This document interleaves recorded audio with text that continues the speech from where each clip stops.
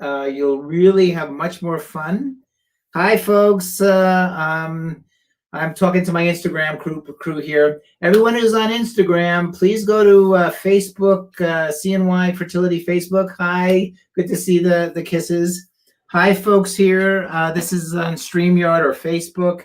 You guys are seeing me live now. The folks on the Instagram, you won't be able to see the slides. So as many as of you can, please jump over to the Facebook, CNY Fertility on Facebook, if you can do it. If you can't, you can't. So hi everybody on this side. I've got two sides going here. I'm Dr. Paul Magarelli, CNY Fertility. Hello, Hallie, thank you. So I know somebody's there on Facebook, thank you. Got a little smile and some hearts. Hi, Ohio. Hi, Kelly. Hello, Mrs. Bugsy Bunny. Good to see you. Hey, Budge. Hi, nice wave. Hi, Claudia. Hi, Carrie. Hey, Samantha Miller and Liro Leal. Very nice name. And Norlisha. God, this is great. Hi, Carrie Ricker. Elihana. Happy New Year. I'm Dr. Magarelli, CNY Fertility, Colorado. Wow, there's like 5,000 people just showed up on Facebook. So everybody on Instagram, move over to Facebook because it's a whole different experience. I'm going to be doing slide about COVID and vaccines. I will talk the slides for you folks on Instagram so you can hear what I'm saying, but visually it's really cool. I put these together and I'm kind of very happy about them. So thanks folks for jumping onto Facebook. Takesha, Amy, Shanna, Lavita, Yvonne, Lena, Rita, Mel. Oh, hi, Mel. Good to see you. Angela, Dania, ZD Whitey. ZD Whitey. Hi, a little kiss and a wave. Thank you. Raymond Kills. Hey, Ray. Hey, brother Ray. Good to see you, my friend. Jump over, if you're on Instagram, Ray, to Facebook because I'm doing a really cool lecture on Facebook. Hi, Laura. Good to see you. Baklava224. Hello. I'm saying hi to everybody because I'm so happy that we're in 2021. I'm Dr. Paul Magarelli, CNY Fertility. I am just ecstatic. I'm happy for us. I'm happy for the country. I'm happy for the world. You know, I know we've got some trials and tribulations and challenges, but you know what? If you go back through history, we've always had trials and tribulations, and we're going to do it, man. We're going to do it as a country. We're going to do it as a nation, and we're going to create more beautiful babies, right? I mean, that's kind of the whole thing. Thanks, Brother Ray. Hey, Samantha. Okay, so I know usually folks who are just joining us, and I love it, we're dwindling the Instagram folks. There's only 10 of you left. Instagram folks, jump over the Facebook, CNY Fertility Facebook. Jump over there because I've got, oh gosh, a whole bunch of really cool slides on COVID vaccines. So as much as we love Instagram, it doesn't tie in so I can show you a PowerPoint because I love to teach, as you all well know. So I'll do the best I can. Okay, Ray, you're on this side. Good to see you on this side. Okay, so everybody who's on Instagram, jump over to our Facebook Live, CNY Fertility Facebook Live, because there you're going to see the topic. Here I'll speak the topic out loud, but anyway, so we're burning candles here. Okay, so tonight's topic is the COVID vaccine for infertility patients. It's serious. It's, you know, it's complex. There's a lot of politics associated with the whole COVID vaccine, but gosh darn, I'm a reproductive endocrinologist. I'm a biochemist, animal physiologist, and you know what? I like the science. So I'm going to talk about the science, you know, for about the next 20 minutes. And then we'll jump into questions, which of course you guys have lots of questions. But right now, if I can, I'm going to kind of proceed with what is the COVID vaccine, right? Well, the thing that I think concerns folks, and you guys on Instagram, if you jump over to Facebook Live, you'll be seeing these beautiful, beautiful pictures. But the term that I guess Operation Warp Speed, get there fast. It would worry me if somebody said, I'm gonna rush out, I'm gonna create something, we're in a crisis. Well, I think that it's a misunderstanding of what Operation Warp Speed or the rapidity to which the scientific community, that's who did this. The scientific community have been developing vaccines for probably near 80 to 100 years. And it's recently they've been doing vaccines, believe it or not, to battle cancer. And one of the newest technologies that they found, which could really get to the heart of disease, essentially, was these messenger RNA vaccines. And so, lucky for us, and lucky in the sense that we needed COVID quickly, the scientific community could immediately jump on the intermediate step, which is messenger RNA, from the expression of a pathologic state or a virus or a bacteria, it doesn't matter what it is, but and use that technology to develop a vaccine once we had the genome. Well, it was like February of last year, we had the genome completely sequenced. That's you go down to the DNA and you sequence every single nucleotide, so you can actually know that it's a map. So they could see the actual structure of the spike protein, of the COVID virus itself, so they could actually figure out what nucleotide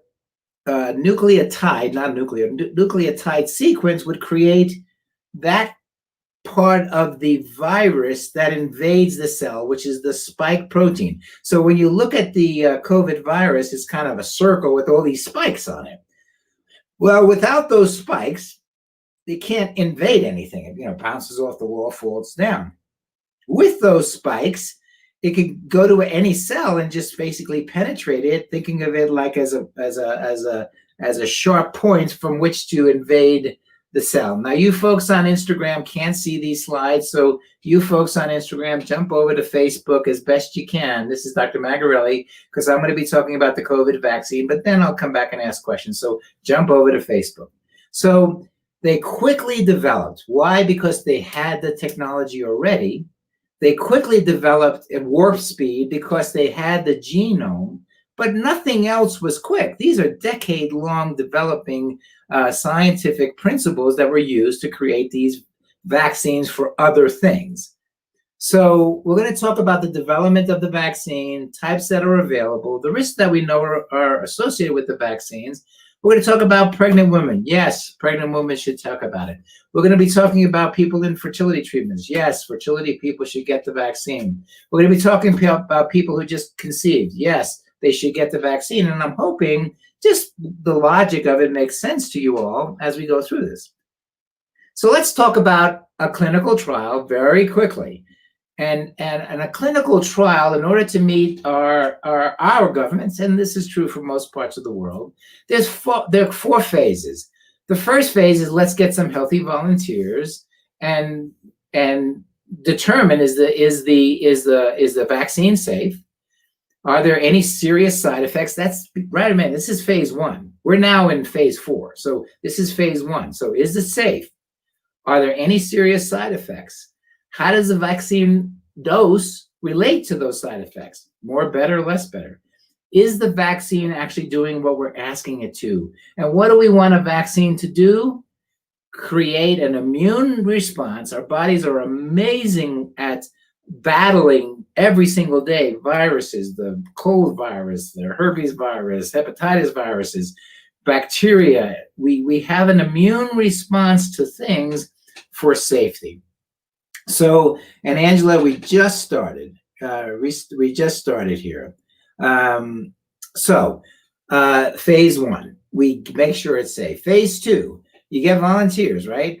And then they answered the following. So they start with several hundred. Well, these started with tens and tens of thousands. And then we ask, are there any short-term side effects on giving a whole group of people these vaccines? And what's the body's immune response? Is it a little response? Is it a big response? Is it a great response? Is it a small response? So that's what we do. And are there signs that the vaccine is actually protective? So that's the second level of questions.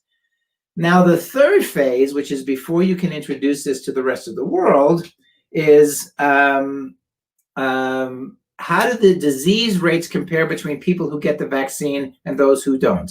So in other words, there's going to be a huge number of patients. In this case, I think it was something like 40,000 patients in each arm, the tested arm, the non-tested arm.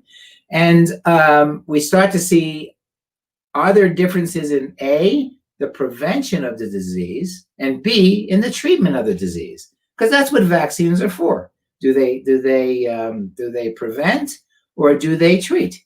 And then finally, how well can they protect us from any diseases? That's phase 3. We are now in phase 4. So what does that mean? You get the scientists, in this case, NIH, the FDA, scientists, the people who know virology, and say, okay, is there enough information here for us to say, is it safe? Is it efficacious? Does it work?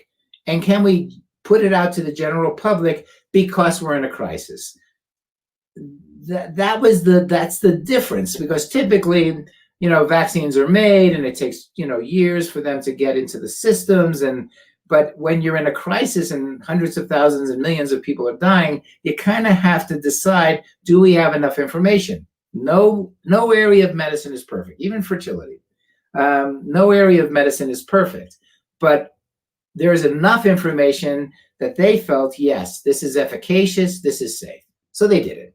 So they had 43,900 people enrolled in the Pfizer study. They had over 30,000 enrolled in the Moderna study. 150 clinical sites were chosen, 39 in the United States for Pfizer, 32 in the United States for Moderna, other sites around the world. They tried to get a distribution of Hispanic, African American, Asian, Caucasian, Native American, and they tried to get a propensity of ages. But most of the time, the most vulnerable population, of course, they were looking at, which were the people in the nursing homes who were dying. So they basically geared it towards the older, because the younger folks didn't seem to have as vigorous a response, and the survivability seemed to be better the younger you were, whereas the older population were dying at remarkable rates. So, this is 40,000. This is just in the United States, by the way. I mean, there are over 26 other vaccines in the pipeline, but these two, the Pfizer and the Moderna, are the ones I'm going to talk about today. So again, folks on the Instagram, if you want to jump over to Facebook Live on CNY Fertility, you can see the slides, but I'm going to be speaking the slides so you can hear what I'm saying there. So this is just, I put a little pointer to the two vaccines we are using. They are called RNA vaccines. And I'm going to spend a lot of time discussing that, specifically because they're A, available, and B, right now, based on the mechanism that they're using to combat the infection as well as prevent the infection, I think there's a really good safety profile there. So let's go through there. So this is just briefly, Pfizer, they're 2 doses, 21 days apart. Moderna, they're 2 doses, 28 days apart. Both of them are effective greater than 90%. I'm not going to go into a lot of detail, but of the 40,000 folks, there were 162 cases of the disease in the placebo group with Pfizer, but only 8 in the vaccine. So 162 people who didn't get the real vaccine in the study got symptomatic, in other words, all of the things that bring people to hospitals, but only 8 in the vaccine, so it's 162 to 8. And then in the severe cases, the ones that put them in the ICU, 9 of the 10 cases were in the placebo group. In other words, the ones that didn't get the active vaccine, and only 1 in the vaccine, proving it's not 100% effective, but still 10 times as many people in the placebo group. And its effectiveness, again, in their study over 65 was 94%. The expectation, of course, would be it's even more effective in a young immune competent person like people other than 65. Now in the Moderna, I'm just going to go straight down to the numbers. They had 185 cases of symptomatic, the nasal, the headaches, the arthralgia in the placebo group, but only 11 in the vaccine group. And in the Moderna case, 30 folks had severe COVID symptoms and one death. And all of them were in the placebo group. Not one case in the Moderna group was severe or a death. So, of course, you're looking at that going, wow, that's pretty darn good for a vaccine. So I thought I'd give you a quick overview. Don't worry about the details here, but basically there are two types of responses the body has. There's what's called the beta cell helper response, and then the cytotoxic or the killer T cell response. So you have the helper T cell, and then you have the killer T cells. The goal behind that is for the body, using one of the cells in the body, it attaches to this infected, the cell gets infected by this disorder or disease. The body produces an antigen complex, so something to defend against it. Then the helper cells will then produce, because they're working, they actually produce something which tells them to make more of these cells to help it work. So it causes the cloning of these cells, and these cells have memory, so they know what they're supposed to attack. They divide, then they create antibodies, which are then used to attack something, right? And this is the critical thing, is about what it attacks. So let's talk about how the Moderna vaccine works. So the vaccine works by first looking at let's look at the whole organism. Let's at the whole spike protein gene, and also the coronavirus and the spikes. Well, you'll notice that the virus is a circle with these spikes, and some part of the virus genome writes the code to make these spike proteins. Not to make viruses, just to make the spike protein. And that's those little red cone-shaped things. Again, folks on Instagram, sorry you can't see this. Jump over to Facebook Live, and you can watch everything I'm saying. We're really moving to this new Facebook Live only, even though Instagram we used before. But anyway, it's hard to see. That's why I'm describing it. So now the DNA, I'm sorry, the sequence of nucleotides in the virus has a little section that makes these proteins. Again, not the virus doesn't make it, makes the little protein. So they took that little piece out of the genome of the virus, just how to make these spike proteins, and they covered it in a fat globule. And then that fat globule, which is foreign, it's still a foreign thing, enters cells. And in the cell itself, that's where you see on the right-hand side there, we have this globule of this messenger of this RNA sequence, not DNA, RNA, just the middle part between the making of the protein. So that gets introduced to your cells, and your body's cytoplasm, not the nucleus, it's not anywhere near the nucleus. It's not anywhere near the nucleus. Just the cytoplasm then reads that piece of information and starts to make these beautiful spike proteins. Great, they're spike proteins. They're not virus, they're just little spikes on the protein that invade cells, but they're not the virus itself that causes the problem. And then the cell itself, our human cells, are then extruded onto the cell. So it kind of looks like a replica of what the virus looks like, but now these are foreign to our body. They go, hey, we haven't seen these before. So what does it do? It then takes them and says, okay, I can grab these, and they're sort of grabbed by our defensive cells, right? So it senses these weird things out there, these antigens, which is what the protein is, and it starts presenting them to the T helper cells. Like I said before, that's part of our immune response. And the T helper says, I know what to do with these. What I'm going to do is I'm going to bring these over to your beta cells that produce immunoglobulins. And I'm going to start producing immunoglobulins, these little, they make them look like a Y shape, but they're basically will then identify, they say, wait a second, this protein, again, not the virus, the protein is now recognized as foreign, just like any bacteria, any disease, anything, and it starts making immunoglobulins, not to the virus, just to the spike protein. All right? So now it presents this, there's two things that it'll do. One, if you have an infection, which I'm going to show you, it'll attack it. But in this case, you don't have an infection, so it just starts the machines to build all these antibodies to the virus if you get it. So think of it as, oh, I'm taking this to prevent a future infection.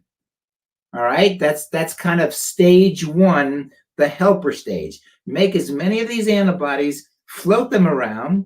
They're not going to do anything if they don't see a spike protein, but if they do see a spike protein, they'll attach to it, and then they then do something else, which is the next slide. What does the next slide do? Well, in this case, if you have this, if you have the presentation of the immunoglobulin to the spike protein, then you've activated it, right? Now the killer cells say, wait a second, I'm going to kill any infection.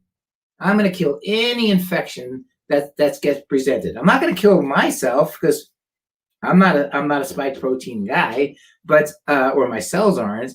But what I'm going to do is, if I see this spike protein molecule on anything that's introduced into my body, which would of course be the virus, I will attack it and I'll kill it.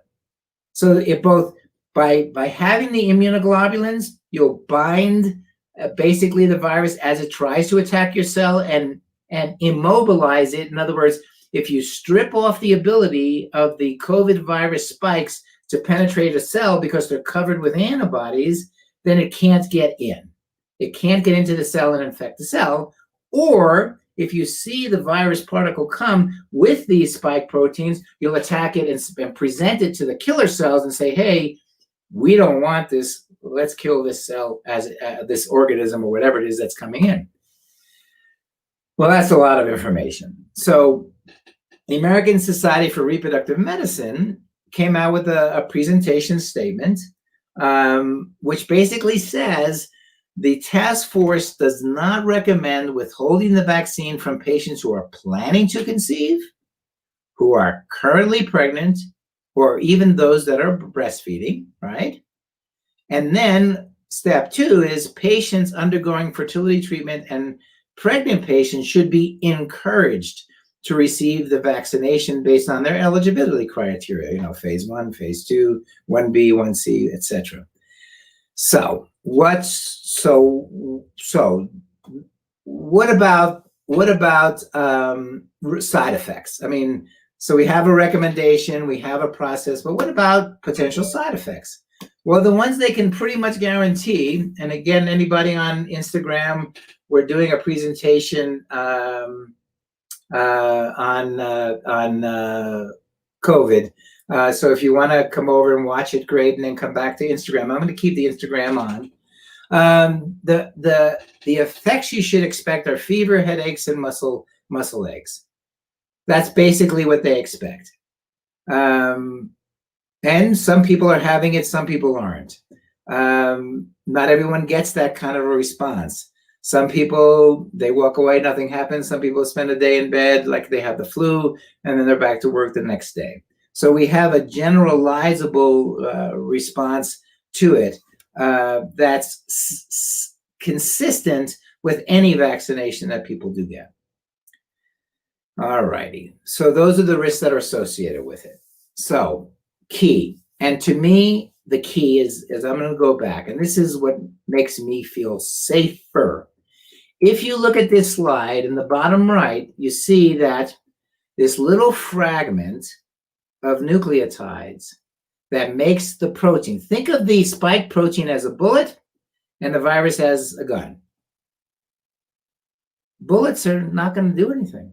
Bullets, if you have a bullet, you can throw it on the floor, you can throw it at the person, it's not going to do anything. You need the gun to activate that bullet, do something, to penetrate something, right? So what we're essentially doing, and this is just my thought right now, is we're making defenses against bullets. So in other words, we're creating something, Kevlar, I guess, maybe that's the way to think about it. We're creating a Kevlar coating around our cells, all 37 trillion of them, to prevent the virus from invading. That's what we're doing. We're not preventing the virus. We can't. We're preventing the virus from invading. So it's a very different type of vaccine. We are never touching our DNA. So this whole idea that somehow it's getting into the DNA, the vaccines are going to change human DNA, not these two, because these two can't get into the DNA basically because they don't have the parts to get in. Basically, messenger RNA is outside the DNA into the nucleus or into the cytoplasm, so they're in the soup of the cell, but they can't go backwards and go back into the nucleus. And even if they were there, there's nothing for them to do because the ribosomes that are necessary to make these, to use these messenger RNA are in the cytoplasm. There's nothing in there, even if they didn't get involved. So you look at the safety for humans. That's it, the safety for humans. Whether the humans be just born, whether the humans be gestating in your belly, whether the humans be alive and walking, you look at the safety for human cells. That's what you look at when you create a vaccine. You don't worry if you're pregnant, not pregnant, old or young. You say, for human cells, do I have a mechanism that can prevent the introduction of a virus into a human fetus, into a pregnant woman, into a man? You know, that's what that's what medicine does. So you start with the human, and then you can label them young, old, black, white, but they're all human with human cells, and you say, okay, what's the mechanism? So for me, again, my opinion is, of vaccines that could have come out, this is the one for me that made me feel much safer about the possibility of, certainly I'm going to get the vaccine, of course, because I understand what it is, and of course we're in a pandemic, but of course everyone is concerned. But this is not even a virus.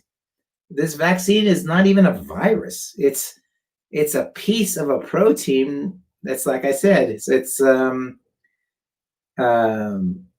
piece of the protein that it's duplicating to block it from invading cells. So you're not dealing with a live virus. You're not dealing with an attenuated virus. You're not dealing with a virus at all. This vaccine is only recognizing the spikes. And the spikes, of course, are not pathologic. They just allow the virus to get into your cell. But if there's no spikes, if the spikes are made defenseless, or the spikes are made useless, then their ability to get inside the cell is pert near zero. But again, it's not zero. It's 94% effective, which means, you know, nothing is perfect. But anyway, that was it. That I felt like I wanted to dive into this. I didn't know much about it. If you guys want to jump back on Instagram and ask questions, or you want to ask questions here, we certainly can. Anyway, I feel it's safe. The American Society for Reproductive Medicine feels it's safe. The American College of OBGYNs feel it's safe. The American Medical Association feels it's safe. And, you know, these are the bodies of professionals that you as patients go to. That's our organization. So we're not looking at government mandates. We're looking at safety and efficacy as physicians and scientists. And nothing is perfect, you know, nothing is perfect. Anyway, that was a lot. That was a lot. Okay, so anybody have any questions? And I can jump to fertility questions, or I can go down this pathway. I'm not a virologist. I don't even pretend to do that. Okay. Do you suggest to get it at a certain time, like after retrieval or before? No, it's going to be hard to get, of course.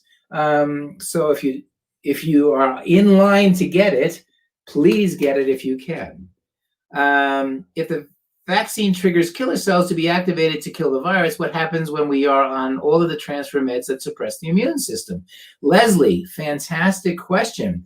We at CNY are considering the possibility, well, no, we are going to do this. We're going to have each of you be asked, and you can volunteer this whether you got the vaccine or not. And if you're on the vaccine, we may mitigate the immune suppressions for 30 days. There's not a lot of data, but we've already sent out to our team that if the patient's is vaccinated, we would like you to stay off the immune protocols for about 30 days. Okay. Is there a recommended to get the vaccine if you were diagnosed and recovered from COVID? I don't know the answer to that. Okay, Dr. Maggs, what if you have an overactive immune system, or if you already had the virus, should you still get the vaccine?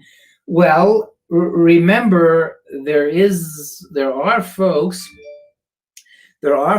who've had COVID and then they've had it a second time. So, and even the vaccine is not 100% effective. So all you're doing is preventing the ability of because remember, you're always invaded, even if you're immune, you're still being invaded by the virus particles. You are being invaded every day, every way, by millions of different kind of bacteria and virus, right? So it's your body's ability to handle it. Can it protect you? And that's why we have these memory cells, because it remembers that, I was infected last week. Let me make more of these cells. So enhancing that with a vaccine, meaning enhancing your defenses, prevention, right, is better than treatment. So even if you've had COVID, you may want to get the vaccine. So simply, you're basically bolstering because remember, you don't know what your body created an antibody to when you got the disease. It could have been the whole virus particle. It could have been parts of the virus particle. And that's great. I mean, that's great. But you also want to make sure, I would want to make sure, if I had available to me, an additional protection against the penetrating part of the virus. So I would probably do it.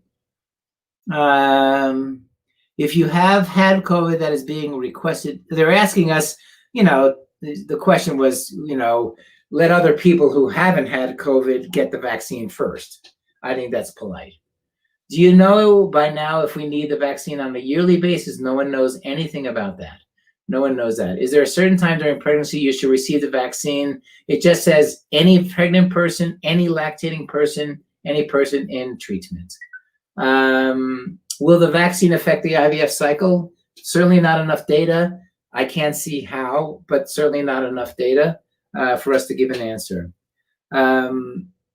Okay, if I could, wait a second. I had COVID at the end of November. I still have antibodies. Yeah, it's the same question. If you have antibodies, again, we have a limited supply of the vaccine, and it is trying to go on a needed basis first. So, of course, it makes sense as human and part of a community to get it to folks who don't have it, which is the way to beat down the pandemic. Okay, questions. I am on immune, Jessica. I'm on immune protocol 3 for frozen transfer. Are prednisone and Z-Pack for retrieval supposed to be taken for retrieval or just transfer? I'm on a pewter. Well, the Z-Pack is the prednisone is to be taken for retrieval and for transfer, yes. And the Z-Pack, that should be taken. It's an antibiotic. It's an antibiotic. Typically, we'll do it during the transfer cycle, also, but mostly we kind of do it during the retrieval. But if you have a fresh, it sort of overlaps. Okay. Would you recommend still doing an FET in between doses of the vaccine or waiting? Nope, follow the vaccine. And again, not a virologist, but follow the vaccine, the recommendations for the second shot. There's getting more strong evidence, even though they wanted to sort of dilute and everybody get one dose and then maybe everybody get a second dose. I think they're saying we don't have data. People need 2 doses. Right now, Moderna is saying right now they're going to have 600 million doses available in 2021. I would get both doses. Will the vaccine affect my A count or A quality? This is Richie. Well, it doesn't make any sense that it would, since I don't imagine it could, but of course there's no data. Because really all you're doing, again, is making little antibodies. You have billions of antibodies. I mean, you have all kinds of antibodies to everything, from the common cold to any kind of virus, polio virus, smallpox. I mean, all of you have been immunized for measles, mumps, rubella viruses. All of you have had the smallpox vaccination. All of you have. So you've got lots of antibodies. Tetanus shot is an antibody-producing shot. So this is just prevention. So no one's going to have data about A quality. It's the mechanism by which this is working makes me feel very safe. Okay, it really does. I'm planning to starting my meds next cycle, so like 3 weeks. So if I were to get the vaccine, I'd have to wait since there's a lot of meds. If I'm planning to start my meds next week, so like 3 weeks. So if I'm planning to get the vaccine, I'd have to wait. I don't think, again, we're not changing anyone's protocol who are getting vaccinated other than not putting them on immune suppressors. We're not changing the protocol because it's going to lower the pregnancy rates. There's nothing at all anywhere to suggest that this is going to affect fertility.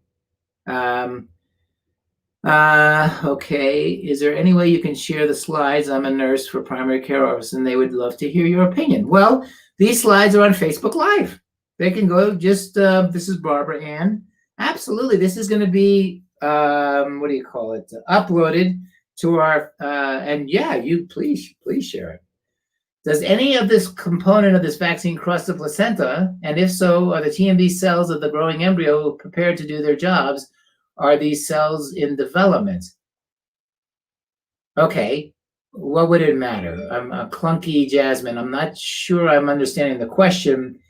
If you have antibodies in your body, all kinds of antibody, and from millions of exposures, all kinds of exposures, and actually you have it to actual viruses. This is just saying if it sees a spike protein, it'll create an antibody. Remember, it's going to prevent the virus from infecting the fetus. That's what it's going to do. That's what it's going to do, and that's why they're recommending it. It isn't going to ask the fetus to develop an antibody reaction, because what the hope is, right? You're creating the antibody reaction, and you're doing this anyway for measles, mumps, rubella, tetanus, etc., for your baby. At least that's my thinking. They did say lactating women should take the vaccine. Jessica, if you would like to wait, because if a person has recurrent pregnancy loss and they're feeling scared and they just want to get their pregnancy on board before they take the vaccine, please do it. I think that makes a lot of sense. I can get the vaccine now through work, but I should be coming in for my transfer early next month. If I get the vaccine now, should I wait until the transfer I already answered that. Okay, this is a different question. I'm 30 years old and have unexplained infertility, having a hard time deciding if it's necessary to do Pgta testing. What is your opinion? Well, this is MDSLUPIZI. I don't know what that stands for. Well, 30. The purpose of Pgta testing is to identify those embryos that have chromosomally normal complement. And it's very helpful in patients who have had multiple pregnancy losses. And the data doesn't seem as sure for those women who are less than 35 that they're actually helped by doing Pgta. Actually, kind of the other way of saying it's not really helpful or as helpful as we thought. So it's not necessary to do Pgta testing because A, you're younger, therefore you'll have a higher probability of a normal embryo, and B, you should or may have extra embryos to freeze, which you could then use for either a second try or third try. And it's likely you're going to be making many embryos. So I'm not a strong, you have to do it. Certainly is an option, and it's not bad or good. It's just an option. What is the general success rate for IVF after complex atypical hyperplasia? This is Laura. There's no data looking at complex. I'm assuming this is from a Pap smear. Complex atypical hyperplasia, or it could be also seen in the uterus from an endometrial biopsy. But we don't separate pregnancy rates by disease state. I'm sorry. Let's see. From an endometrial biopsy. Yeah, so as long as you have a normal endometrium, there shouldn't be any differences. Would you transfer a low-quality day 3 frozen? Only 1 of 3 cells on day 3. Only 1 of 3 cells. Would you transfer? Oh, to me, the best place for an embryo is inside the uterus. That's a quote from my good friend, Dr. Kills. So, yeah, I kind of think so. I mean, if that's what you have, how else are you going to get pregnant, right? That's what I would do. I have 3 untested embryos going for transfer next week. Should I do 1 or 2 embryos? I'm 33 years young. Well, Martha, the American Society for Reproductive Medicine recommends 1 in your age group because they're trying to prevent twins, which have a 15% morbidity and mortality. And of course, triplets and quadruplets have a much higher morbidity and mortality. So, 1 at a time is not unreasonable. And again, they need more of your history. But, start with 1. I think that's absolutely reasonable. Kelly wants to know if she should get the vaccine a month before her stims. If you can get both shots in before that, I'd say go for it. Absolutely.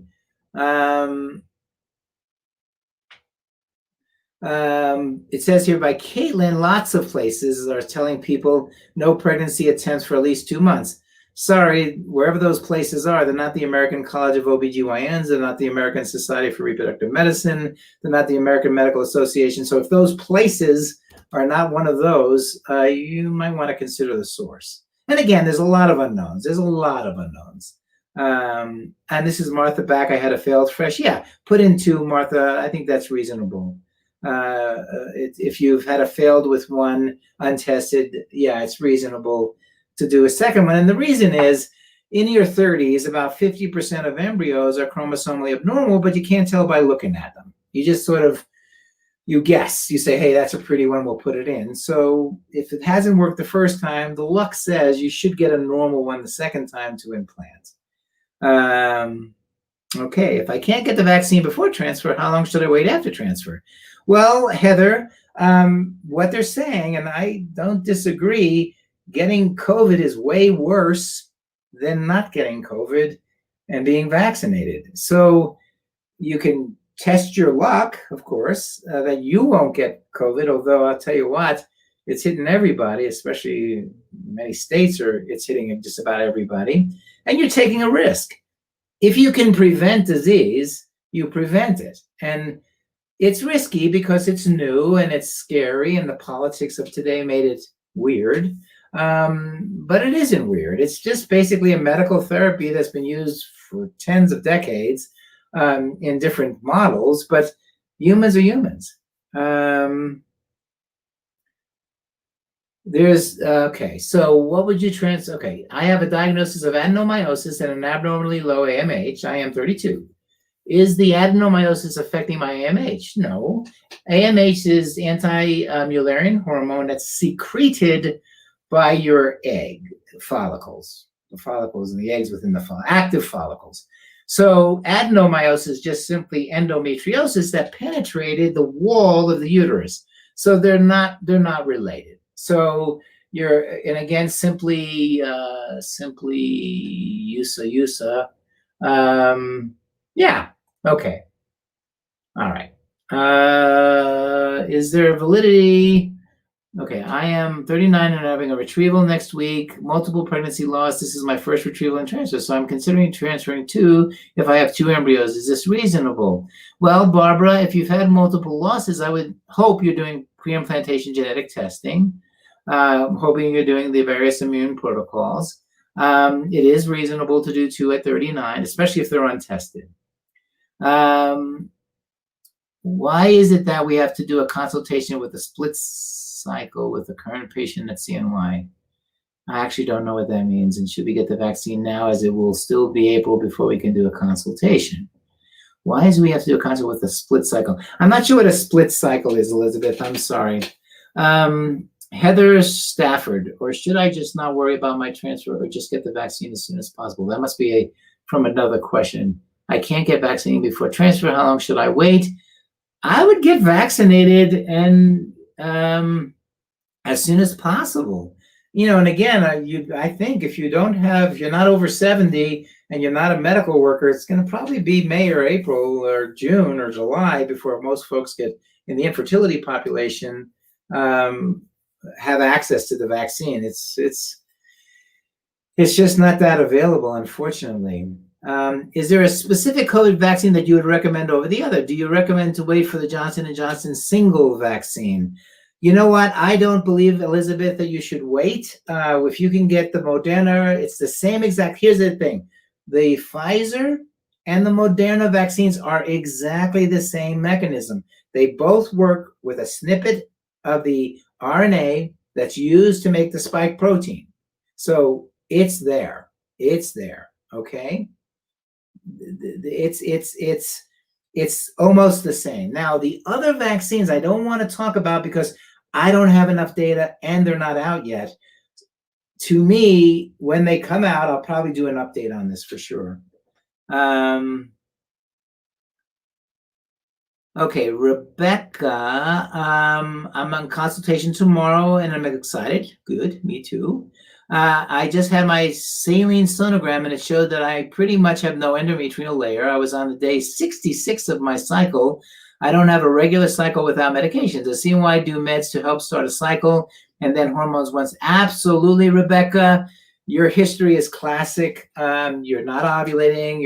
Therefore you're not, and you're probably not producing enough follicles for many reasons. Therefore, you're not producing estrogen. Absolutely. We will get you to, and maybe sometimes you can't even bleed. So we'll give you estrogen to grow that lining to the perfect lining.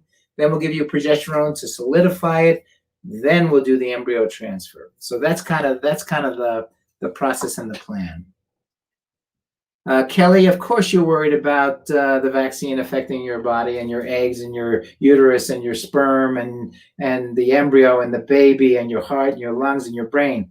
Everybody's worried about this. Everybody's worried about it. But worry is not medicine, and worry is not what we do. I mean, we can worry, of course, but you have to balance what is my risk and what is my reward in everything. For example, the baby aspirin. That's aspirin, not baby, aspirin. One of the most deadly medicines in the world, right? With people with ulcers. It kills them. They bleed to death. But everybody takes aspirin. Why? Because it gets rid of headaches and muscle pains. But there are some folks who may have a response, but they're going to be few and far between because they've done the 40,000 people where they've actually looked at it. And remember now, these trials have been going on since February of last year. So it's not like they're not still following these folks. Believe me, they're following these folks who started with the studies probably for the next 5 years. So, and again, I looked up in the United Kingdom, they started vaccinating 800,000, nothing. We're not hearing anything from the UK regarding any problems associated with this. So again, does it mean you're not anxious? Of course you're anxious. Let's see. Instagram, no more questions. couple more questions if you have it. What do you recommend for patients that have, thanks for the kisses, thank you. What would you recommend for patients that have had a positive ANA and I'm on an immune protocol for precautionary reason? What is the risk for serious illness? I'm absolutely not a virologist. Absolutely not a virologist. We tend to give fairly low doses, but yes, it is absolutely a concern. And certainly if you feel like that's something you're very concerned about, call the clinic, talk to the docs. The risks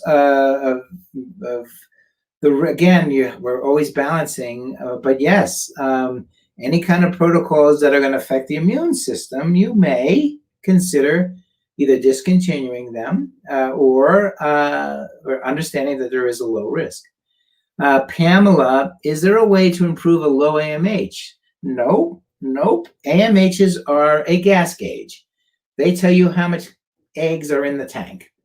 You can break a dial on a gas gauge and go from empty to full, but you still have no gas in the gas tank, right? So AMH is a marker of ovarian reserve, as is represented by you that day. And as you age, as if you're over 35, you're losing 10,000 eggs a month. If you're under 35, you're losing 1,000 eggs a month, regardless of anything else. So AMH is just simply a gas gauge telling us relatively how many eggs you have.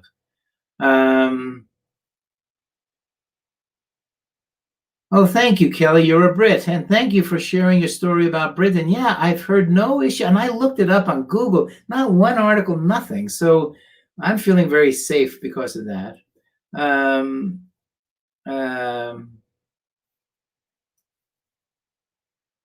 am an RT worker with COVID patients. I complete my second dose tomorrow and I start the IUI process in 2 weeks. Do you think I still be okay taking care of COVID patients? I'm not quite sure what you're saying. Do you think you're worried? Okay. Well, you have to decide the risks of exposure and whether there's no that I know of people being told in the medical profession not to work with patients with COVID, especially if they've been vaccinated. I think it's kind of the opposite. Now, maybe this is not working over here. Anybody on Instagram, just say hi or something, just so I know you're there. Is there any ideal range for endometrial lining thickness for the transfer? I'm assuming, yes, 7 millimeters trilamina. That's and above, anything above is wonderful. And this is Jessica. Hi, Jessica. Elizabeth, I read a study by Dr. Chu. Study from Dr. Chek, who was able to get an egg from a woman in menopause. This did not make her have more eggs, but she had a birth at 41. Do we have eggs in our body at menopause? Absolutely. Are those eggs viable if menopause is over 50 or 51? They're very unlikely, but it can happen. Absolutely, it can happen. I went through IVF about 3 years ago. It failed, unfortunately. Sorry, Martiza. I was told I had low ovarian reserve. Looking into going through the process again. What can I do to help prepare my body? Wonderful. Healthy body is a fertile body. By the way, I'm Dr. Paul Magarelli, CNY Fertility. I know I don't say that enough because you guys don't know me. And of course, CNY is all geared towards healthy body as a fertile body, integrative medicine. You could do traditional Chinese medicine in the form of acupuncture. If you download the family building guide right on our website at the cnyfertility.com resource page, you can download our family building guide, and there's lots of things, including removing grains and fruits and going keto and getting yourself away from alcohol, tobacco, drugs, a healthy body, fertile body, keeping yourself hydrated. There's many things you can do to prepare and will augment it. In our treatment protocols, we use growth hormone for those patients with low ovarian reserve. So yes, absolutely, absolutely. Can lining be too thick for a frozen embryo transfers? The data say no.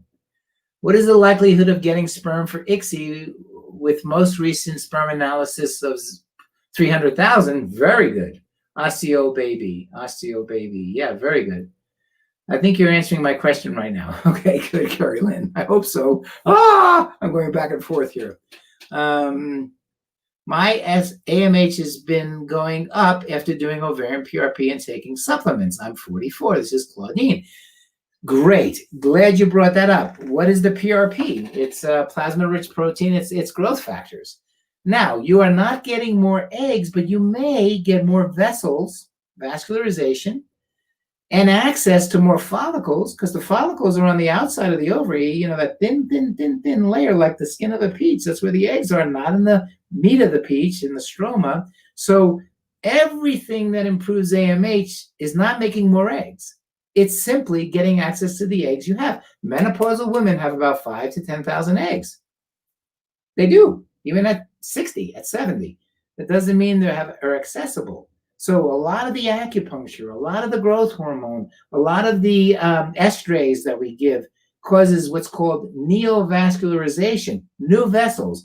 Capillaries go up to the edge. Let's make that the edge, the top of the screen here, the edge of the ovary where the eggs are. So now your vessels are down here, but what if they get to grow and they go, and now they can get where the eggs are, and now you can get the medicine to where the eggs are, and now the eggs develop. You're not making more eggs. They're your eggs, but it's just giving you accessibility to them.